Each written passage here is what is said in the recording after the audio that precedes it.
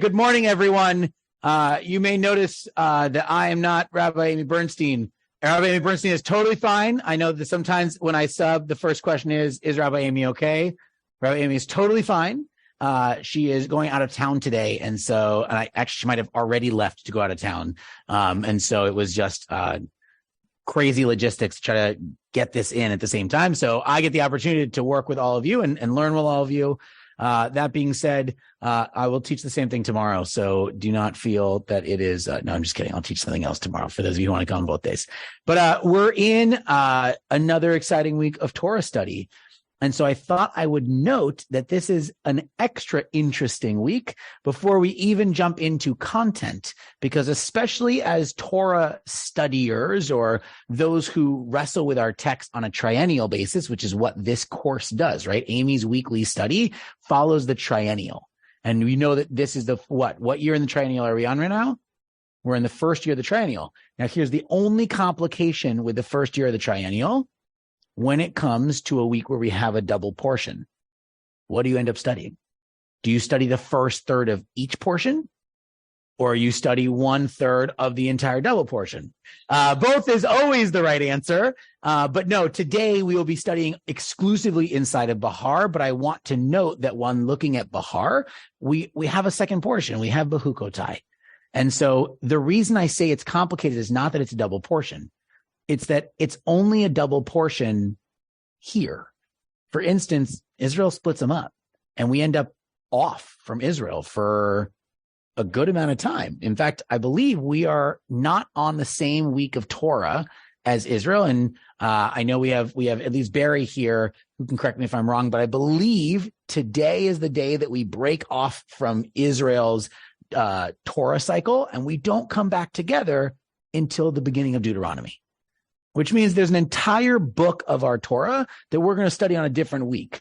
And the whole point of Torah study is supposed to be that we all study the same thing. So there's a complication there. And the reason that we don't have a straight answer is because, again, if you're working on a triennial, but you're in Israel, some years you'll have a connection and some years you won't. Some years you'll do 1/3 of each of these portions, and some years you'll just do this larger piece. Why do Jews have different opinions? No, they're different for a few reasons. One is that, no, actually it's because the American Jewish experience outside of the Recon and the Reform movement where they've moved towards today, a lot of the Jewish experience believes in a second day of Hagim, right? So if Passover is 8 days and Sukkot is 8 days and Shavuot is 2 days and every one of the holidays has this extra day, if that falls on a weekend, we have to do a holiday Torah portion. But in Israel, if it's a 1 day, then they would be done with that holiday and they would go back to their regular Torah portion. And so every year, more or less, this happens once because just the amount of different holidays that we have and the way that the schedule ends up working. And so this is where they break off differently. There is a more extensive explanation than that, but that's kind of the on one foot version of it. So we will be studying Behar Behukotai today, and we're in the first year of the triennial, which means that we are studying predominantly the text of Behar. In fact, we're getting like 80% of the way through Behar. The second year triennial is like the end of Behar and the beginning of Behukotai, and then the third year is just Behukotai. So who can tell me something about the Torah portion of Behar? It's okay if not. It's actually, once I started, like, oh, yeah. You see, Behar is when we learn about our Shemitah and our Jubilee years.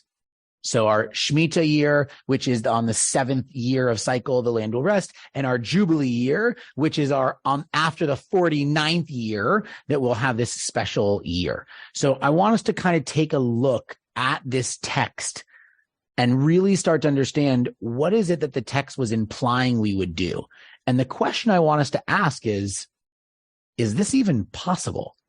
Like, I'm going to give you that prompt right now. As we're looking at it, let's figure out, could the Jubilee have even happened? Because the rabbis actually speculate that it didn't. It was in the text. It should have happened. It was in there to be part of the rules and regulations. And the rabbis go, I don't know how this is going to work. And so they add a bunch of rules in and they wrestle with it a lot, and they actually try to create an understanding of how the Jubilee would happen. So let's go through and figure out why that is the question at hand. Let's take a little bit of a look. I'm going to share my screen for a moment so we can read a couple lines of text. I'm going to put it up here, but we're right at the beginning of chapter 25 in Leviticus. So now let's look at the beginning of these lines. Again, I'll give you the general understanding. We are going to have to create breaks inside of our calendar. We're going to have to make sure that everything, not just the Israelites, everything has a Shabbat, which means we have to figure out a way for land to have Shabbat and economic structure to have Shabbat. And that's a kind of obscure thing to think about. So let's kind of dive into it. Let's start right here. Yes. Sorry. Why is it called Behar? Because I know that means on the mountain. So why is this section called Behar? So there's a few really important things to know about naming portions. We as rabbis are very good at what we call the drash, right? The explanation. And there is generally an implied sense of elevation to at least why that word was chosen. But the simplest answer in every week's Torah portion is that in the first line of text, if you look right here, the word Behar is right here. Behar. So it means that on the mountain, Moses spoke these words. Now, you would think, yeah, he spoke a lot of words on a mountain, so it seems a little odd that this is the one.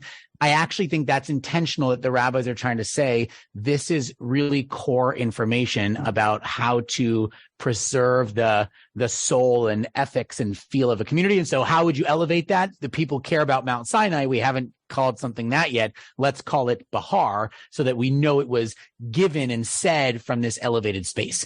But that's a drash, right? I can't say with certainty. What I know with certainty is every single Torah portion's title comes from the first line of that text. So God spoke to Moses on Mount Sinai, speak to the Israelite people and say to them, when you enter the land I assign to you, the land shall observe a Shabbat of Adonai. 6 years you may work on the land, 6 years you may prune the vineyards, and you may gather the fields, you may do the work and use this land. But on the 7th year, the land will have a complete Shabbat, a Shabbat of God. And you will not touch the fields, and you will not work them, and you will let them truly have a rest. You shall not reap the aftergrowth of your harvest. It will be a complete year of rest. So you might even say, okay, I won't farm. But if I do a good job for 6 years, I'm going to get the land really nutrient rich, in which case a little bit of rain, a little bit of sunshine, I should still yield, 30, 40% of the same crop. And then at least I can make something. And this says, no, you may not touch any of it for sale. So who can read for me lines 6, 7, and 8? You may eat whatever the land during its Sabbath will produce, you, your male and female slaves, the hired and bound laborers who live with you, and your cattle and the beasts in your land may eat all its yield. Okay. So what is this saying? You can eat whatever you want from the land. You can't sell any of it. You can't use any of it for economy, but you can feed your family. The text isn't crazy. It's not like starve for the year. You can eat off the land. And again, 6 years of being careful and caring for your land, your 7th year will reap a harvest, but not enough for economy, just enough for your family and others to eat. And then it says that all of your cattle and your beasts, everything on your property, all of your ownership can eat from the land. That's not a problem, but you cannot use that for your work.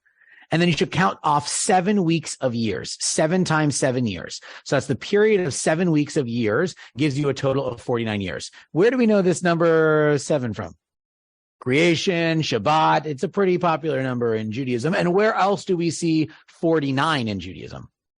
Counting the Omer, which we're in right now, right? Because you do 7 weeks between Pesach and Shavuot. And so here our text says this is a expanded version of that. And that's something I've always loved about Judaism. If you really look at the way in which we design calendar, a lot of what we have is concentric circles that get smaller and smaller, right? A lot of the different notions, ideas, philosophies inside of our tradition can go all the way down to inside the home and expand all the way out to societal. And one of the ways we know that, and we know that we're not just going a little too far with creative licensing when it comes to the world of rabbinics, is this. if our text can tell us that the land and the animals and our employees and everyone deserves a Shabbat, and even further, then to say 7 weeks of 7 years, meaning 49 years of working inside a land, you'll have a total of 49 years. And on the 50th year, on Yom Kippur, a special horn will be blown. Now, anyone know why that's such an interesting thing? Do we blow shofar on Yom Kippur? Only at the end. We don't blow shofar during Yom Kippur because it is the Shabbat of Shabbats, right? It's supposed to be this day that gets all the same observance and restriction of Shabbat. And then on top of it, now we blow shofar for Rosh Hashanah, but that's specifically part of its yearly design. But on this year, on the 50th year, you would blow it. Think about that. Put yourself into the life of the Israelites for a moment. Let's say you were born on year 1 of this cycle. You are 49 years old, and on the 50th year, and you've done 49 Yom Kippur, and you know this system down pat, you know the things that are familiar, and on the 50th year, on a day that's always quiet, the loud blast in the middle of the day. That would be jarring, and you would certainly know that it was different, and you would certainly know whatever's coming next is unique. And so you'd sound this horn, and on that 50th year would be a Jubilee year. Now, I know I've gone through a lot of lines of text. Bear with me. We're just about to the point of discussion now. On that 50th year, you will be released from all of your obligation. It is a Jubilee year. All of the holdings will be returned to the rightful owners. What are they talking about? They're talking about land. They're talking about loans of money. They're talking about everything that is allowed for an economy to flourish. On the 50th year, it resets. Now, you start fresh. There's a few things worth noting here. When they're talking about things like the land shall return to your family, they're talking about tribal wise. If you remember, in the upcoming weeks of Torah, as we go into the book of Numbers, we're going to start to see division of what the different tribes will get, what they'll do, what part of the economic structure they'll be in. So you got a piece of land, let's say. 49 years later, on the 50th year, that land returns to your tribe and someone else gets that land. Okay, that's hard enough to think about for a second because it's your livelihood. So, start over. But the rabbi's argument is, yeah, someone else got a bad piece of land and you got 49 years with your good piece of land. And now the way to keep the economy balanced would be someone else gets the land. There's a beautiful notion to it. But go further, loans. The rabbis believe that all financial loans need to be returned as well on the Jubilee year. Again, first glance, kind of love it. I got some student debt. I would love to figure out how much longer before a Jubilee. That would be great. I mean, in some ways, it would really be great because that next year, suddenly I wouldn't have that debt there. I would probably go spending a bunch of money, in which case it would go pump back into the economy. We don't have to get into a full economic conversation here, but there's whole kinds of policy on what would happen if debt was relieved. What would we see from it? Would we see expenditure? And we even saw a little bit of that on a different scale during COVID and with relief checks, right? And so there's this idea of what would happen. But then there's speculation. Here's the problem. If you're the bank, who's giving out a loan past year, like what, 40 maybe? Maybe you do it until 40 because you're like 9 years of collecting a loan. I'm not giving you as big of a loan.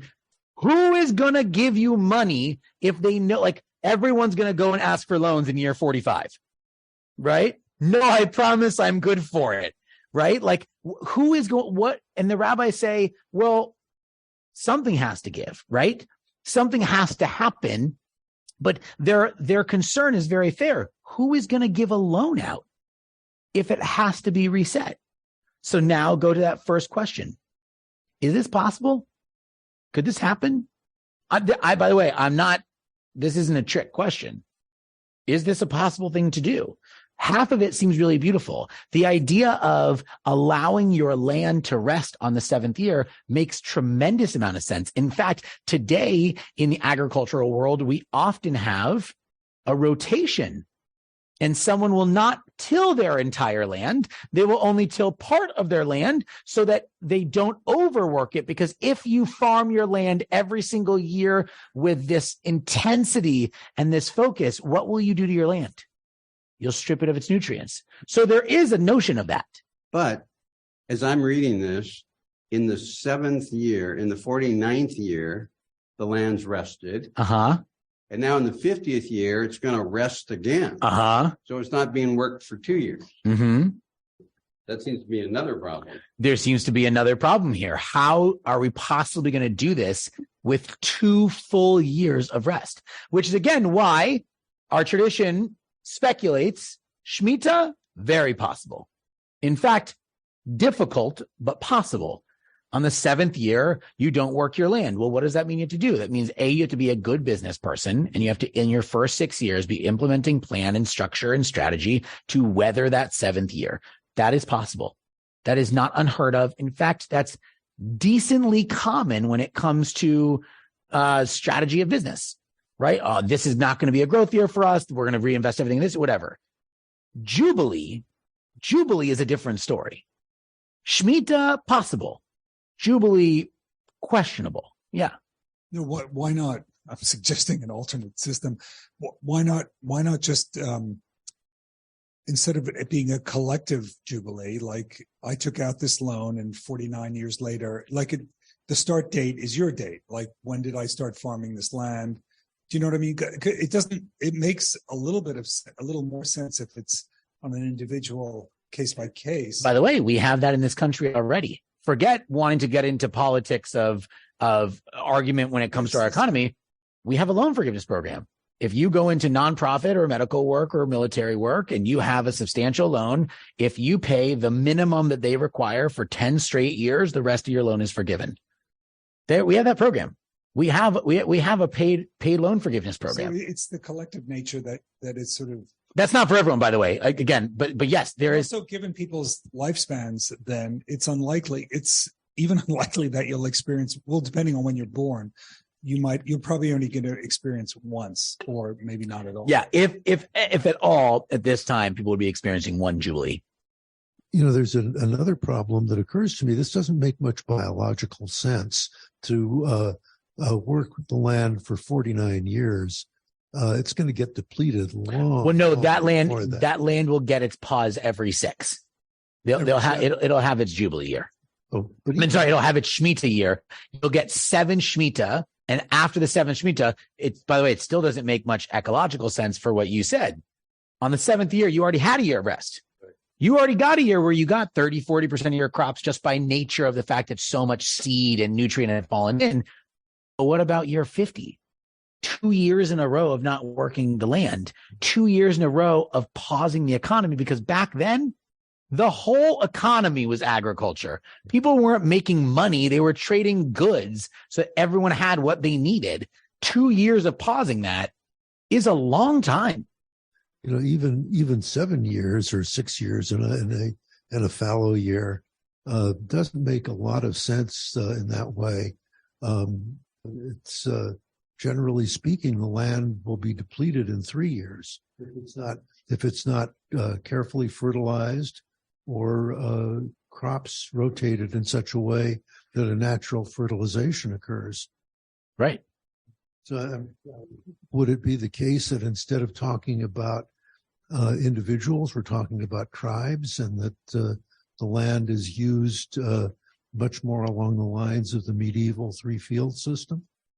So the way in which our tradition understands it is that, in fact, no, they are working the same land.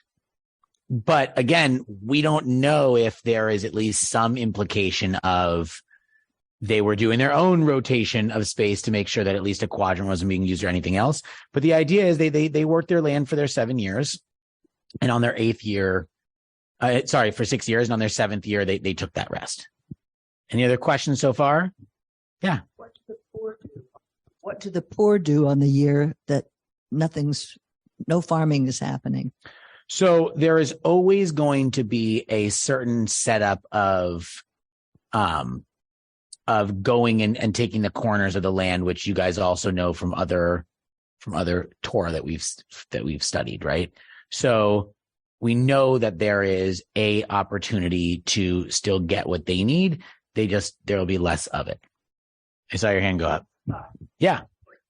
Sorry. He likes getting the jogging in. It's like my steps earlier. Don't worry.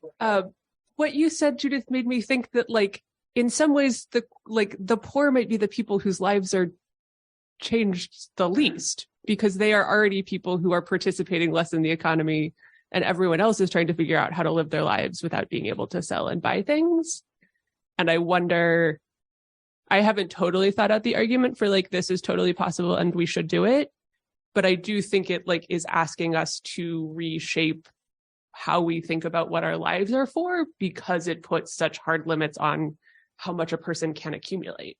And that, like, maybe our lives are for something that's not just the accumulation of land and money. Well, so by the way, that's a big part of the mic drop of it, right? Like, the rabbi's whole point is you need to get past your own individual experience piece of this. This is how an economy, this is how an entire society can calibrate, because if you look at it on a 500-year scale, 10 times they're going to shuffle up and reshuffle. And if everyone is working more specifically for providing resource to their community than they are for making sure they have for themselves, ostensibly in those 50 years, you'll also see who are the most talented farmers, which families have got better, are yielding better product, all these different pieces. So you will be giving everyone a chance. At some point, also, theoretically, everyone is also experiencing hardship. And so there's, it's kind of the same conundrum when we talk about people like the highest ranks of the military. You'll often hear things like they're just playing a game of chess, right? They're not thinking about the lives. They're just playing a game of chess, which I've always thought was kind of a dismissive and unfair thing to say, but I do understand the kind of the analogy they're trying to explain, which is when you're thinking strategically, globally, you're losing the opportunity to think about the individual in that very moment. And I think the rabbis are trying to be global in this moment and say, what is a system that we can use to do this hard reset? Yeah. Is this still being done in Israel? Is it observed? I know it's not here. Shemitah or Jubilee? Jubilee. There are not that many Jewish farmers in this country anyway. Well, I would go as far as to argue that the chances are that there are more people trying to do Shemitah. No. There is no social structure that is doing a Jubilee. Are there people who are utilizing the idea of a Jubilee to do some things? Yeah. I mean, I read a couple weeks ago, and I shared it with those in our Tikkun Olam committee, that there was a church that raised $15,000 and bought $3 million of medical debt. Because you can do that, evidently, in this country. You can just buy medical debt and then go through and collect on that debt, and that's a business in itself. But what the church did was they bought that medical debt and they burned it for the Jubilee. This idea of relieving debt, right? They took this exact Torah, this exact piece of text, and now, that doesn't mean it's being observed. It means it's being honored or recognized, and I do love that. No, I don't think any society ever actually did Jubilee for exactly what we're talking about, for a few different things, for the fact that I don't know how you survive if you do 2 solid years. Again, I guess the book of Exodus would say otherwise, because they claim that Egypt made it 7 years of famine, but I don't know how you survive with 2 straight years of an absolute stall on farming. And I don't know how you get anyone to agree to give loans if they know they're going to lose the money. I mean, I guess maybe if you had like a state-sponsored program where all the people who made loans were made whole from it. But like in that case, I think you're like one step away from the state just being like, forget it, we'll be the bank, right? And that way they can reset. Like I'm unclear if they ever could have pulled this off. Having grown up in Texas and with grandparents who were farmers, they had regular periods where they would let certain parts of the land lie fallow, but not a regular. Right. Like I was saying, it was right. Jubilee kind of idea. And they did it always keeping part of the fields working, part of the crops growing, so that they always had a cash crop to work with. And this is on the 7th year, don't touch it. because of Shabbat, because of this micro. We're going to pass the mic that way, by the way. Yeah, the practicality of Jubilee is clearly there is none. But I wonder if we could talk about progressive taxation in our current life as attempting to spread the wealth. I mean, well, by the way, nothing in Torah is pointless. So when we look at this and say, why are we getting 25 lines on a Jubilee? And no matter how hard I try to wrap my mind around this idea, we can't make it work. And I think it's, again, the rabbis are trying to be the writers of our text are trying to be very clear. And then the rabbis take that and they run with it, because when you go into rabbinic literature, there is a lot on Jubilee because they want to make it work. But more than that, they want to emphasize the point that the priority of Jubilee matters, right? Finding a way to economically balance. And for what it's worth, in Jubilee, there's a psychology that's really interesting here. This is not the fear of socialism, communism, everyone's going to make the exact same amount of money and there's going to be no capitalistic drive here. That's not Jubilee. They're saying 49 years, run with it. See what you can accomplish. See what you can do. And on the 50th year, by the way, are they saying that if you've made money, you lose it? No. If you've done really well and you've saved and been creative, if you made loans in year one and got your full paybacks, like, you don't need to give your money away. But on the 50th year, we're gonna reshuffle the deck. And if you get dealt another good hand, then b'chatzlacha, good luck. You have another 50 years to make great money. And if you got dealt an okay hand, I'm so glad you saved. Like, this system is not saying everyone must get the exact same amount. The rabbis in some way see that our text says there is something to effort and an economic structure in which you can work as hard as you can and the potential of earning will come with it. They're not against that. They're just saying every 50 years, we're going to reshuffle the deck so that just in case someone else had good work ethic but didn't get dealt a good hand, then we'll see them rise up. That's essentially what the rabbis extract from this piece. They extract that it's a reshuffling of opportunities. And if done right, every single family should at some point have the opportunity to do that. And that will inevitably balance and do so in a way that doesn't take away the human need for there to be reward to the work. Yeah. Yeah, but okay, this is, I guess we'd have to talk more about how the rabbis justify this. But if this is kind of a metaphor, which is what you're saying, that it's impractical, I think that's what you're saying, and that it sort of means something else. Why not just say something else? Like, why? It's like a very roundabout way of expressing yourself. Don't you think? I mean, just say what you want to. Like, it just seems weird. It seems like you have to sort of partially believe that this was a system that someone tried at some point. It seems a little roundabout way of expressing yourself. Yeah. The thing that we're getting stuck on is that it's not practical, but they clearly set this out this way, to your point. Like, if it was going to be another way, just write the other way. I wonder if it's something that they are seeing as, the same way that we've talked about, like in the Mishkan and all sorts of things, that they're imagining what their life is going to be in the land of Israel. If this is a thing that they are aspiring to, rather than recording having happened. Thoughts? Lord spoke to Moses on Mount Sinai. Behar, not sure it's meant to be aspirational.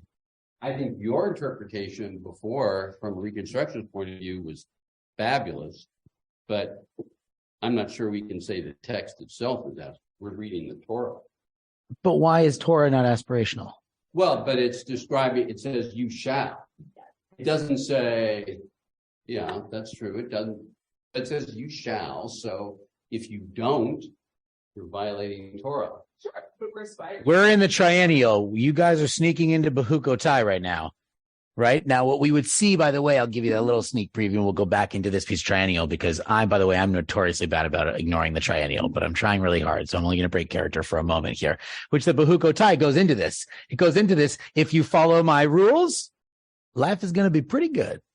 And if you don't follow my rules, you're going to suffer for it, which has its own whole set of theological implications, and we don't even need to wrestle with today. But I think there is something that we need to separate here. I think the entirety of the text can be aspirational, even if the text's implied voice is obligatory, right? And the reason I think that is because I don't think it was ever doable. And I think they knew it.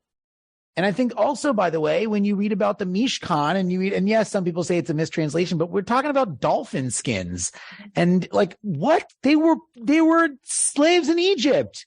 Even if they had time to go find some dolphin skins, where did they store them? Why did no one else take them? They would have been super cool and interesting. Like there's no way some of these things were doable. So I actually think there's hints of the aspirational side of this throughout our text. And what our text is saying is, can you reach these levels? Can you always be striving for one step more, not grand, but elevated and have that kind of context? So I do think that the playfulness of deliberate messaging and aspirational intention is something that our tradition does quite frequently.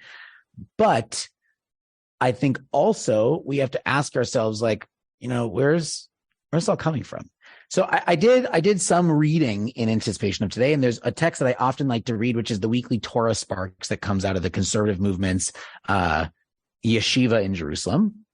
And 2 years ago, a writer named Alana Kirshon wrote that some really interesting things that I want to share with you, right? That Parshat Behar begins with this juxtaposition of laws that we know of the sabbatical and Jubilee years. First, the Torah teaches us that every 7 years during the Shemitah, the land will be allowed to lie for a Shabbat. And next, we're told that every 50 years, we're going to have a Jubilee. And we went over this. And the Parsha then moves on afterwards to teach that if a kinsman or a brother or someone from their area is in a dire financial strait, we're obligated to let the individual live by our side without charging any interest or taking any advantage of that person in that moment. Taken together, these verses have a lot to teach about the cyclical nature of life's impact and the way that we relate to the less fortunate. And this is where I find it really interesting. The first question she asks is, why do the laws governing the treatment of the poor follow the laws governing the cycle of the years? Like, everything's intentional in Torah. So why is it that order when we're building it up? And she says perhaps an answer can be found in the justification for the Jubilee. God tells Moses that the land may not be sold in perpetuity. See, here's the most important piece that we haven't talked about yet. The reason the land resets every 50 years and goes back to your tribe is your tribe doesn't even own it. God owns it. The reason that you do a Shemitah is because you don't own this land. God does. And God insists that everything has a Shabbat. And therefore, on the 7th year, you must give the land a Shabbat. Why? Because it's not even yours. You're borrowing it. It's God's. And by the way, when you ask about the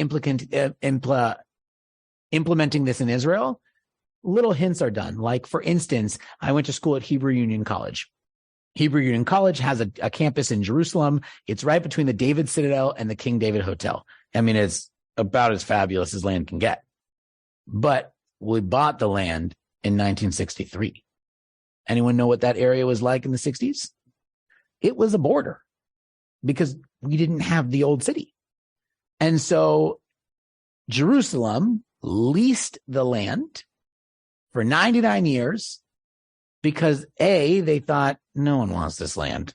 Like, it was not a great land. Because again, it wasn't like Israel was super warm and welcoming to liberal Judaism at that time. I mean, more so than other spots, but like certainly there was some pushback about opening this space, but it wasn't great land. And then like a little while longer afterwards, it became fantastic land. But why is that still a little bit of a problem and something worth noting? We're 60 plus years into that lease. They don't own the land. They've built up on it. They've built a tremendous amount of infrastructure, but that land will return to the state. And so that is something that has been borrowed at different times in the land, is that Jerusalem, a lot of Jerusalem is on 99-year loans or leases, if you will, because the land should not belong to. Now, that's changing, and there's a lot to be kind of sifted out in that, but that's a big piece of this. So God owns the land, and that all the land that belongs is ultimately God's. Its temporary custodian is the people who have it in that moment. But what is true of the land is true of all the property as well. Nothing that is ours is guaranteed to be ours forever. This is where it starts to come down to something important, including our bodies. But for here, it also includes the people who work the land for us, the animals that like here we still have, there's still the idea of indentured servitude. And even they are required to have Shabbat, not just weekly Shabbat, given the whole year off for the Jubilee year. Like it's not even just don't work the land, go think of another business in that time. It's the people who do that can't do it, period.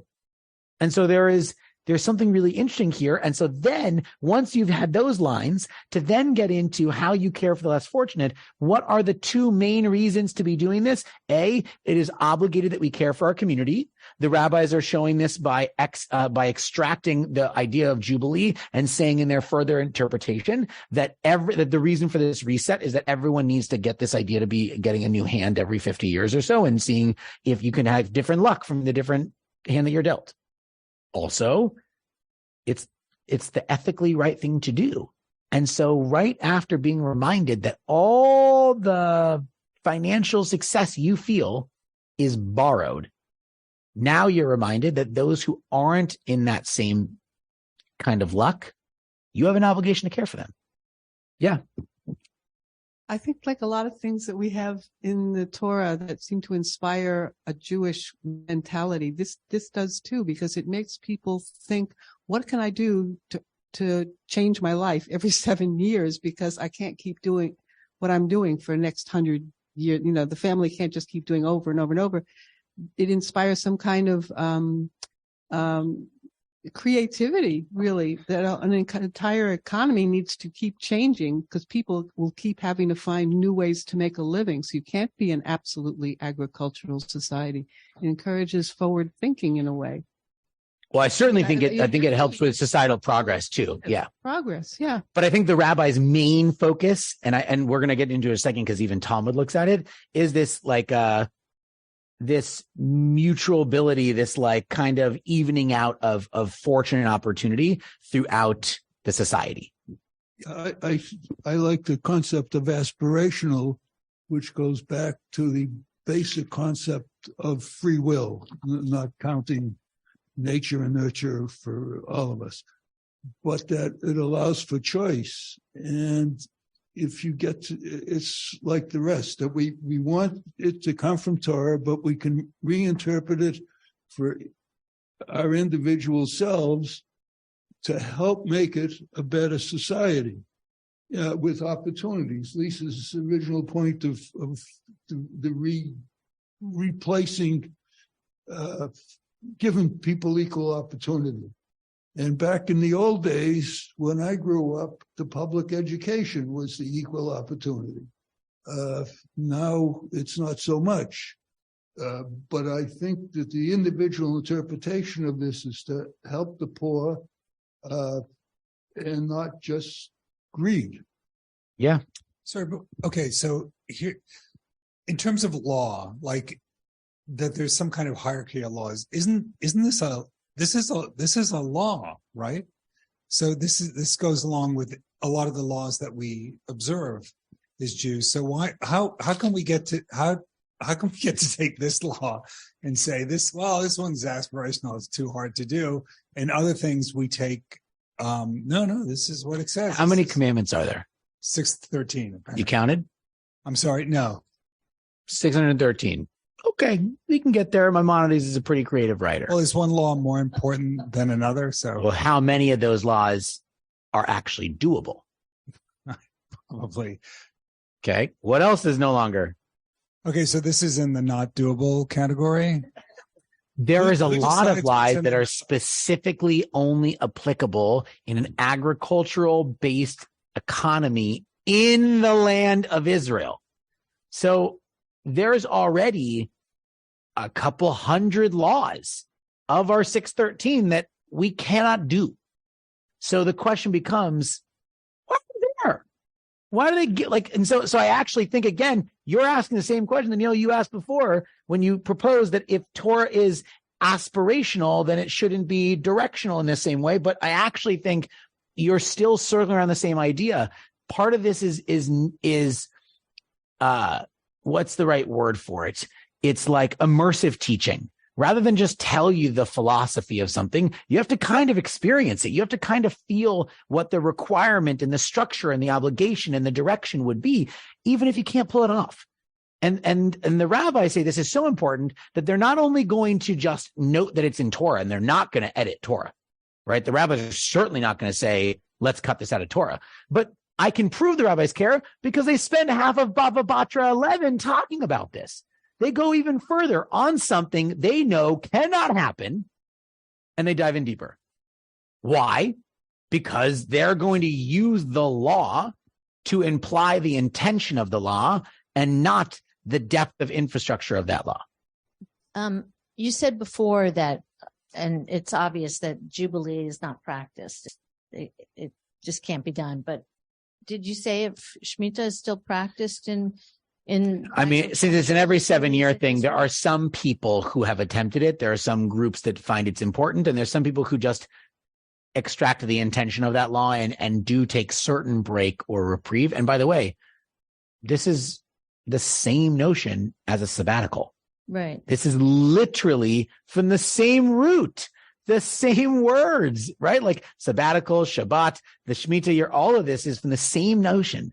That like you need to take a break from it. If you are a good philosopher, you're supposed to have a sabbatical year. Why? Because you did such good work in 6 years? No, that's the way we treat it today, which is kind of a little problematic. The original intention of a sabbatical was not a privilege, right? It was your job is your brain. You have to be producing thought and intellect and perspective. And if we don't give you a year to let the harvest just grow wild, then we're not going to get good info from you in the next 6.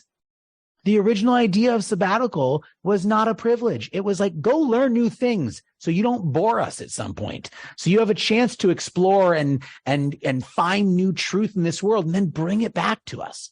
So is it manifest in Israel in other professions other than agriculture? I mean, do they apply it? Some small communities might in some small way, but there is no like full on community that is taking a complete pause from economic stimulation for an entire year. No. First of all, the kibbutzim, it makes me sad. They're not a kibbutz anymore. They're farms, but they've split up their economy and they've done a lot of that stuff. And they might pause from the farming, but their other industries are going to keep going. Like they might follow this and say, give the land the rest. But the rest of the intentionality has kind of been lost. Kind of. I can tell you in the rabbinic world, it is a negotiation power now. It is not a given. And by the way, I think for a lot of professors too, I think it really depends on the institution. A lot of times they also call it a sabbatical for 3 months or for 2 months or whatever it might be. So a lot of sabbaticals have an obligation of a book. It's not even a joke. It's an obligation. When there's rabbis who did get every 7 years, but it was an obligation that they were working on a book that would be published the year after that sabbatical. Rabbi, I think we're also looking at law from our perspective. And from my understanding, the law that we practice in this country, Neil would certainly know this, to correct me, we practice a law of rights that's from English common law. And the Torah and the laws that we see there are a matter of responsibility. And there's a vast difference in those two concepts of the law. Yeah, we're not talking about rights in our text. Right. We're talking about what we have to be doing. David, I do see your digital hand up as well. So if you could please unmute. Daniel, thank you.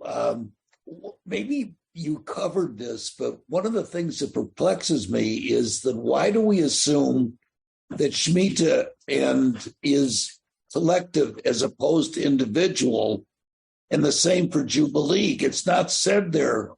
If you looked at it as an individual obligation, it makes sense. The banks could make 48-year loans and the system would work. But there's nothing that says it can't be looked at individually. No, certainly. And by the way, 100%, I think our text is implying that they are not forcing sweeping regulation. They're creating an infrastructure and you're going to live inside of it. But if I am finally of the age where I can start my own business or buy my own home, and it happens to be year 42 in the cycle, no one's going to give me a loan large enough to pull it off. So you're right. They can only give a 48-year loan, but because it was an entire societal Jubilee year, it would affect drastically the choices that are being made inside of those years. And that's where I think that's where our tradition hits this conundrum. Is like, in theory, I love it. And I love they're focusing time on this. And I think it says a lot about the fact that if we want to solve social issues, there are no direct answers. They require tremendous creativity and nuance and likely consistent transformation and consistent pivoting and readjusting, because societies are way more complex than that. And I think that's what our tradition is actually hinting at thousands of years ago, being like, here's an answer. Oh, wait, that's hard. Yeah, it's going to be hard. And if you want to figure it out, you have to be creative. I guess what I'm saying, and I probably didn't make it clear, if you looked at this as a individual obligation for Shemitah, and as in not all on the same cycle, then it actually does work. You can make Daniel can go on his own sabbatical, and he can borrow a 48-year mortgage, and the mortgage is intact, and the lending institutions work. And the thing that's interesting is I see nothing that's been said that it couldn't be looked at individually. With the one exception, the only, by the way, I think that this is the brilliance of Torah, that you can extract and play with it this way, because you're right, a majority doesn't say that. The only line that does is that the horn is sounded on the 50th year during Yom Kippur, a day where everyone is gathered together to inform them of the Jubilee year, which implies that all of this is on a really rigid calendar to pull it off. But I do agree with you. Outside of that, there is something to be said. What would this do to a society if we took this model but made it personal instead of, to this whole social constraint? Yeah, no, it'd be a very loud population. Yeah. It wouldn't work. A major thing, though, is all the land is being given back. Sorry. So if all the land is being given back and redistributed, that has to be done at one time. Correct. There's some little complications here, though. Israel followed a little bit like the lease that HUC has on that land. Not all of Jerusalem is being reset on the same year, right? Like that was a 99-year lease. Your 99-year lease violated the. I know, isn't that wild? Jerusalem gave them a lease longer than Jubilee. Wild. I so appreciate this study and this wrestling with these different ideas.